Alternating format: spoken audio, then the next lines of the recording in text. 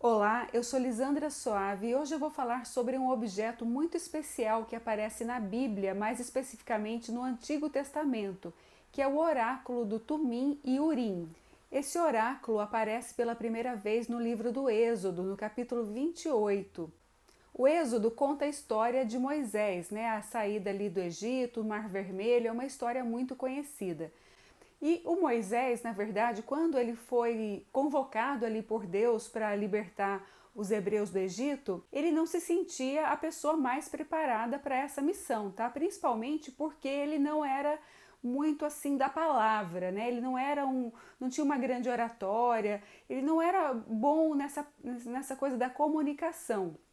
Mas Deus falou: não, não se preocupe, porque para isso eu vou colocar ao seu lado o seu irmão Arão, e ele então é que vai ter esse papel, né, de se comunicar, de falar. O Arão era bem mais comunicativo, extrovertido, né, conseguia se comunicar bem melhor do que o Moisés.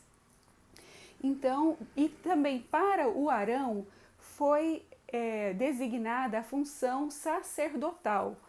Depois que eles saíram ali, né, que eles já estavam libertos, já estavam no deserto, na verdade, em direção à Terra Prometida, então Deus falou com Moisés e determinou que Arão e seus filhos, né, os filhos de Arão, fossem consagrados a Deus para o serviço sacerdotal.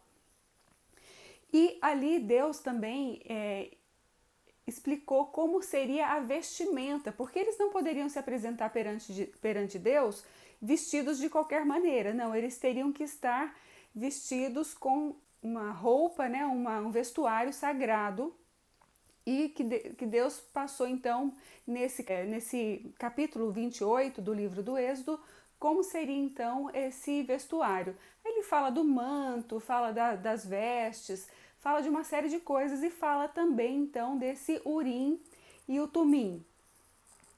Além da roupa que o sacerdote deveria usar, também o acessório de cabeça, o cinto, cada coisa tinha o seu significado, tá? Mas o sacerdote deveria usar então uma espécie de um colar, era uma placa que iria assim junto ao peito, tá? E essa placa era feita de tecido, na verdade era um bolso, tá? Um bolsão que iria assim, todo preso com argolas e correntes assim de ouro, né? E Deus passou então a recomendação exata de como deveria ser confeccionado esse acessório, tá? No caso ali era o éfode, que tanto pode ser uma espécie de avental de linho, tá? Que o sacerdote deveria usar, e também uma placa de ouro cravejada de pedras ali semi-preciosas e preciosas, né? Que seriam então representando as 12 tribos de Israel. E junto a elas também seriam encravadas duas pedras de ônix, onde em cada uma dessas pedras também estaria entalhado os nomes das 12 tribos de Israel, tá? 6 nomes em cada uma. E com essas pedras, então, que o sacerdote usaria, seriam as pedras do julgamento, tá? E cada vez que fosse necessário fazer o julgamento de uma causa ou de uma pessoa, seria então consultado esse oráculo, tá? Os sacerdotes iriam consultar a Deus, que mandaria então a resposta através da luz que iria se acender nessas pedras, tá?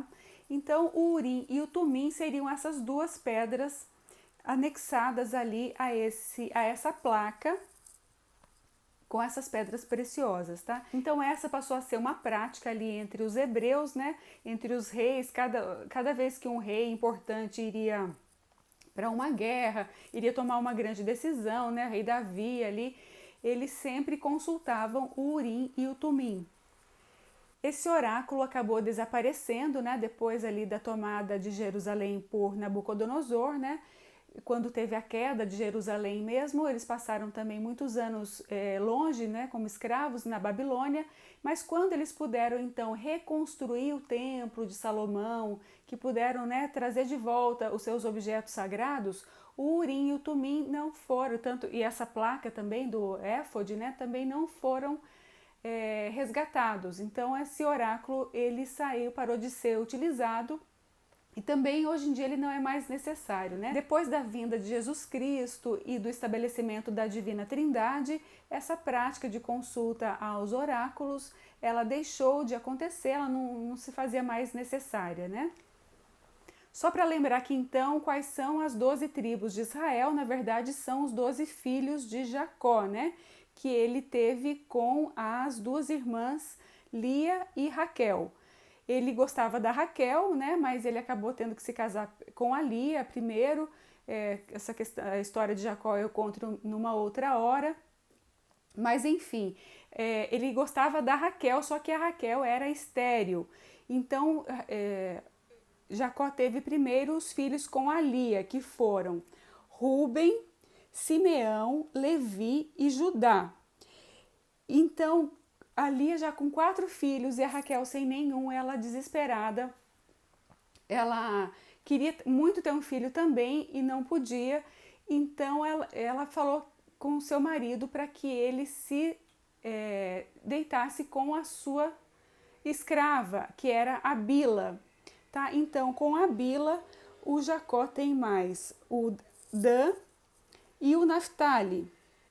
A Lia, então, ficou também ali meio que enciumada, queria dar mais filhos a Jacó, mas ela não tinha mais contato com ele, né? Então, ela também pediu que Jacó conhecesse, né, a sua escrava Zilpa. E com a Zilpa, Jacó teve outros filhos também, o Gade e o Aser, né? Só que depois desse Aser, parece que Jacó ali tinha cada dia ele passava a noite com uma das esposas, né? Era a vez da Lia, tá? De passar a noite, não, era a vez da Raquel, de passar a noite com a Raquel. E um dos filhos da Lia, se eu não me engano, Rúben, tinha encontrado ali no campo uma mandrágora, tá? Que é uma planta lá com poderes especiais, tá? Então a Raquel quis essa mandrágora para ela, pediu para Lia, né, que ela desse essa mandrágora, ela falou não vou dar e tudo, né, aquela rivalidade entre elas, ela falou não, então eu deixo que hoje é minha noite, eu deixo que essa noite né, de passar a noite ali com Jacó, eu libero essa noite para você em troca dessa mandrágora. Ah, ok, então a Lia aceitou e passou a noite com Jacó. E dessa noite, então, teve mais outro filho que foi o Issacar. E depois teve outro que foi o Zebulon. E depois teve ainda uma menina, que foi a única das filhas, né? Que foi a Diná. Então, esses foram os filhos. E depois Deus ficou com muita pena da Raquel e acabou concedendo a ela também a maternidade, né? E ela teve então o 11º filho, que foi José, né? Que vai ter um papel muito importante depois na libertação também do seu povo do Egito. E depois, finalmente, teve mais um filho, que foi o Benjamim, com a Raquel também. Tá? Então, esses foram os filhos de Jacó: Rúben, Simeão, Levi, Judá com a Lia, depois Dan e Naftali com a Bila, o Gade e o Aser com a Zilpa, depois novamente Issacar, Zebulon e Diná com Lia, e finalmente José e Benjamim com Raquel. Tá bom, gente? Então essa foi uma curiosidade que eu trouxe aqui da Bíblia. Espero que vocês tenham gostado. Se gostaram, deixe o like e até o próximo vídeo.